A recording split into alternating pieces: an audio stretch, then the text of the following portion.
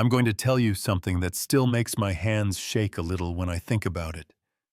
It started with a boy no one was supposed to see, and a choice I didn't plan on making. If it were you, what would you have done? That morning owned me. Emails stacked, high meetings back to back, a board call where everyone pretends they read the packet. I parked outside my daughter's school, tossed my bag over my shoulder, did that quick exhale we do before we put on our game face. Same white walls, same neat hedges, same gate that knows which cars to swing open for. But the air, it felt charged like a storm, was parked just out of sight. I cut through the corridor toward the office, heels tapping a steady beat when I heard it. A teacher's voice clipped tight the way adults talk when a kid is in trouble. I turned the corner and stopped cold. In an empty classroom, my daughter Mirabelle stood with her cheeks flushed, holding the wrist of a small, thin boy I had never seen. Shirt, too big hair, going every direction, a little cross-body bag slung across his chest like it was all he owned, and Mrs. Linda, rigid spine, pointed finger, blocking the door. Mom, Mirabelle blurted, and there was something frantic in her voice that pulled me right into the room. Mom, please. Mrs. Linda squared her shoulders chin high. Mrs. Janet, this boy has trespassed. He was hiding in here. I'm escorting him to the principal to be disciplined. The boy didn't move, but I could see everything in him was ready to run. That animal quickness kids learn when the world isn't safe. Fear in a child lands in your chest differently, you know what I mean. It sits there heavy. Mirabelle squeezed his hand tighter, brave and shaking all at once. He helped me. He taught me. He's my friend. Pattern interrupt. I'm a lawyer. Rules are my language. Process matters, standards protect us, systems exist for a reason. That's my job, that's my comfort. And still, in that moment, everything in me went still. What's your name? I asked the boy softer than I meant to. Benjamin, he said, steady but small. This isn't a debate, Mrs. Linda snapped. He'll be removed and the school will decide the consequence. Here's your first twist. People at this school know me as Mirabelle's mom with a neat white suit. They forget the other part. I'm also the board chair, the largest donor, the signature behind the science wing. I don't wave that around like a baton. But sometimes you put your name on the table so a child doesn't get crushed under it. Mrs. Linda. I said, calm even. I'll take responsibility for him. Give us a moment. I didn't raise my voice. I didn't need to. She hesitated. Rules hate to be told to wait. But she stepped aside. I crouched so I was eye level with both of them. The floor smelled like dust and pencil shavings. Thank you, Benjamin, I said, and he blinked like gratitude was a coat he'd never tried on. For helping my daughter. Mirabelle's eyes flooded with relief. Let's go outside, I said. No one's dragging anyone anywhere today. At the gate, the security guard puffed himself up. Who is this? He barked, looking straight at Benjamin like he was a problem to solve. That particular tone. Yeah, it lit a fuse in me. He's with me, I answered. And that's the end of that. The guard backed down, still muttering about discipline. Do you think that's fair? How the smallest people get the loudest punishments. We walked to my car. Benjamin perched on the leather seat like he might break it if he leaned back. He watched my hands on the wheel like he could learn the world by studying how a grown-up held it. Are you hungry? I asked. He looked at me like the question had multiple correct answers. I'm all right, he said. I know that tone. I'm all right means I haven't eaten right today, but I won't be a problem. We drove across town to a place that treats people well. Another small truth. I own it. Not a trophy, just something I built because I remember how it feels when a space tells you you belong. We slid into a corner booth by the window. The manager nodded. I ordered without looking. When the plates landed, there was steam and color, and that roasted spice smell that can make a person feel human again. Benjamin stared like it was a painting you're not supposed to touch. You can eat. I smiled and he did. Not fast, not greedy, careful like he was trying to memorize the taste. Tell me, I said when he paused for air, how did you explain math like that? My mom taught me a little, he said, eyes on his plate. The rest I learned by myself. I find old notebooks behind schools in bins, and I read them under a streetlight. I listen by the classroom window. I write in the sand when my pages are full. The restaurant noise faded like someone turned a dial. Where's your mom now? I asked, gentle, because I already knew the shape of the answer. His hand touched the strap of that little bag like it was a heartbeat. She died, he said. A few months. Ulcer. We didn't have money. He said it like weather. Kids do that rap disaster inside a small sentence so adults can lift it. Who do you live with? I asked. No one, he said. I sleep where I can. Near the bakery by the station, under the market sheds when it rains. I listen at the window, then I go. Under the table, Mirabel found his hand again. I didn't stop her. My girl in a crisp uniform, this boy with dust on his sleeves and dignity straight up his spine. And something cracked open in me.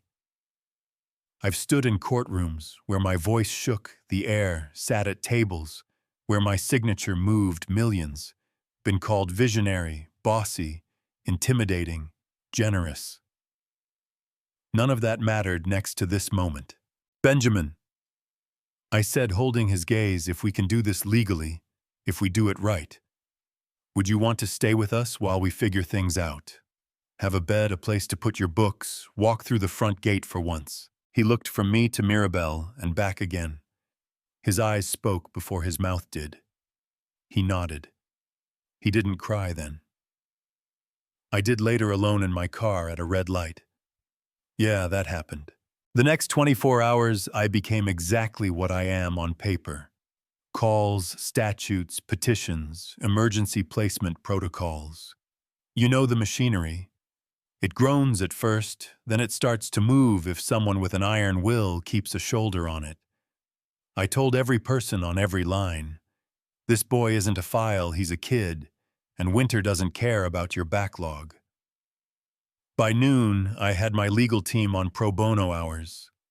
By evening, we had a lawful temporary guardianship order signed, stamped, every box checked like a drumline. Clean, correct, protective. Pattern interrupt.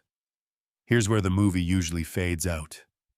Rich lady saves the day, kid gets a bed cue, soft music. That's not what happened next. The next morning, we walked back into the school. Main entrance uniforms, pressed papers in my bag. The principal smiled, hugged me, told Benjamin welcome. We were almost to the office when a familiar voice cut through the hallway. Stop right there. Mrs. Linda's shoulders squared with the guard standing just behind her like punctuation. I need to see that boy's authorization, she said, chin tilted to make her point. I handed her the order. She read the first line, the second, the third. Her face flickered. She could have stopped. She could have said welcome. But pride hates learning. It doesn't have the last word. This sets a dangerous precedent, she said louder for the hallway. We can't reward trespassing. There are policies. Do you think that's fair? To slam a door on a kid because he reached the handle on his own? I felt heat in my cheeks, not the messy kind, the calibrated kind. A woman learns to control so no one calls her hysterical. Mrs. Linda, I said, do you remember who funded your new smartboard last fall? She blinked. The board. The board wrote the check after I signed it. Who wrote the equal access policy for scholarships? The committee. I chaired it. I'm not asking you to bend rules. I am telling you the rules already make room for children like Benjamin. The law does too. I tapped the order. And so do I. She glanced at the principal. The principal nodded, calm and firm. The tide had turned, and it wasn't turning back. Mrs. Linda handed me the paper, silent. And for the first time since I met her, I felt something besides irritation. I felt pity. Because if a child who writes lessons in the dirt can't move you even an inch, what else are you missing? We got Benjamin, his uniform, his books, his ID photo, where he grinned so wide the picture sat a little crooked. We showed him his desk, his name on top in blue. There aren't many sounds better than a child setting a backpack down where it belongs. That first week was 1,000 tiny miracles. Shoes that fit an extra fruit cup in the lunch line after school tutoring, where he needed less help than anyone expected. He ate knowledge like warm bread. Mid-video moment. Stick around because what happened next will blow your mind. 2 weeks later, the school held a small assembly for a visiting donor. Flowers, a stubborn mic photos for the newsletter. Someone spoke from the podium about resilience in our hallways, how access changes outcomes. Mirabelle tugged my sleeve. "Mom," she whispered, "can Benjamin say something?" "You'll have to ask him." She did the way kids do, direct, hopeful. He shrugged at first, then nodded like stepping out of a shadow. He walked on stage. The room rustled, that sound people make when they didn't know a story was walking toward them. "Good morning," he said into the mic, voice stronger than you'd think for a boy who learned under a street lamp. "My name is Benjamin. I used to listen at the window. Now I sit at the desk. I want to be a doctor so other kids don't lose their moms because of money. Thank you for letting me in through the front gate." Then he reached into that small bag and pulled out his scavenged notebooks, torn edges, grit ground into the lines, and he held them open. Pages full of careful letters and numbers and stick figures with arrows pointing to where it hurts, little hearts with valves labeled spelling mistakes crossed out and rewritten. A child's archive of a promise. It wasn't polished. It didn't need to be. The guard who'd barked at him leaned against the wall like he suddenly needed it. The principal wiped her eyes. Mrs. Linda sat very still, and I watched something in her soften like ice in sunlight. And me. I gripped the chair and remembered to breathe. Now I won't paint the next few weeks like a highlight reel. He had nights where fear sat by the bed like a silhouette. He flinched when a substitute raised her voice. Loud cafeterias are hard if you're used to listening for danger. Trauma doesn't leave just because a door opens, you know what I mean. But every stumble he reached for the desk, the pencil, the book, Mirabelle's hand when she offered it.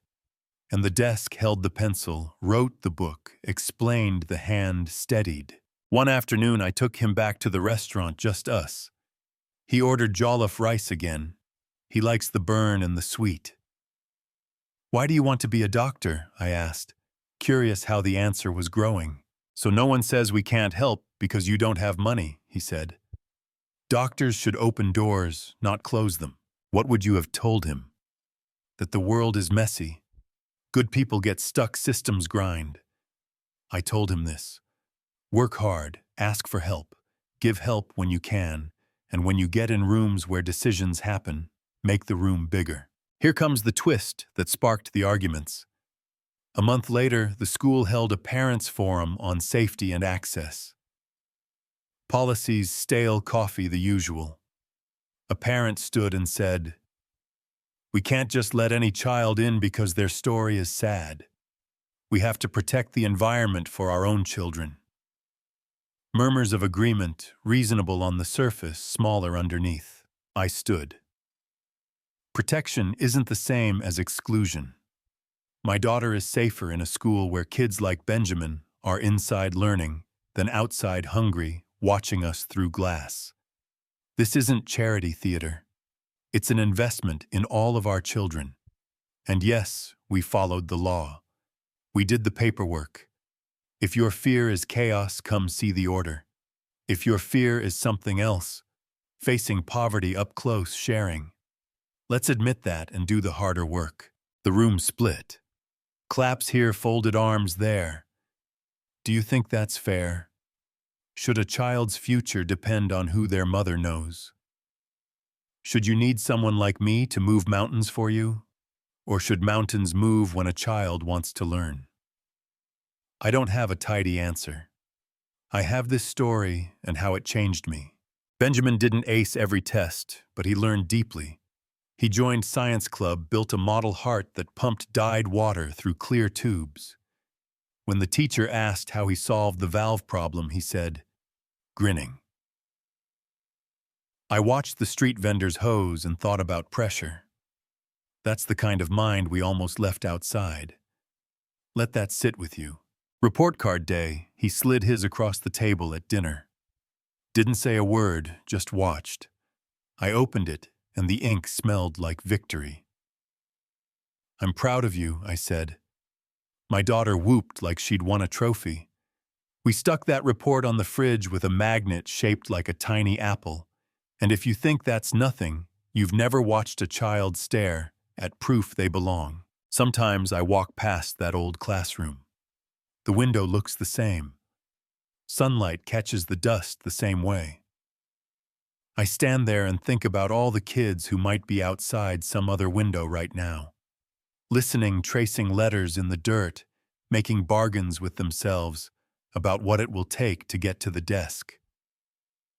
I'm not naive. Not every story turns out like ours. There are 1,000 places between a gate and a future where a person can get lost. But there's also this. One adult can decide rules serve children, not the other way around. So I'm asking you straight. If it were you, what would you have done in that classroom? Follow the policy to the letter and escort him out, or pause long enough to see the kid, the bag with torn notebooks, the hands that know how to teach even when no one taught him? Do you think that's fair? That a life can hinge on who shows up at the right minute? Say it out loud. We finished the term with spaghetti and garlic bread and a cake with entirely too much frosting. Benjamin cut the first slice like it was surgery tongue pressed to his lip in concentration. Thank you for opening the door, he said. I shook my head. You kept knocking. Now here's the part that might scratch a bit after the video ends, because good stories should itch. Should I, a woman with money and influence, have had to step in at all? What about kids who never get seen by someone like me? What responsibility belongs to schools, hospitals, city councils, to all of us? To make the front gate the default, not the miracle. I know where I stand. Where do you stand? If you were in that forum, would you argue for protection or inclusion? If you were Mrs. Linda, double down or back up? If you were the guard, bark or wave them through? If you were me, would you take the heat, the paperwork, the pushback to do it the right way? Drop it in the comments. If it were you, what would you have done? Do you think that's fair?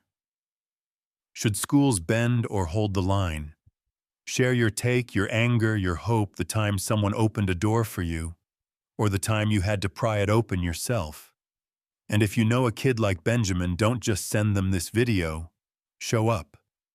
That's where the real story starts.